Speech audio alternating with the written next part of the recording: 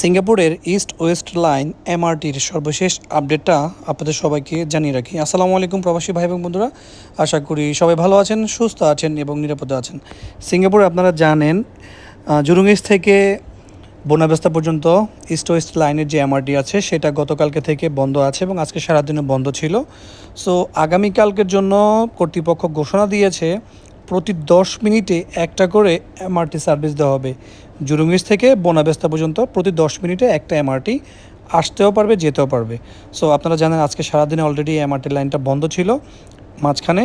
So এই মাঝে যে বুনলে থেকে তোয়াজ পর্যন্ত, তোয়াজ লিঙ্ক পর্যন্ত এবং পাসেরিস থেকে বোনাবেস্তা পর্যন্ত যে লাইনটা, সে লাইনটা চলমান থাকবে, নর্মালভাবেই চলবে, কিন্তু মাঝখানের অংশ শুধুমাত্র আপনার বোনাবেস্তা থেকে জুরুঙ্গিস পর্যন্ত যান্ত্রিক ত্রুটির কারণে আগামীকালকেও প্রতি 10 মিনিটে একটা করে এমআরটি সার্ভিস দেওয়া হবে।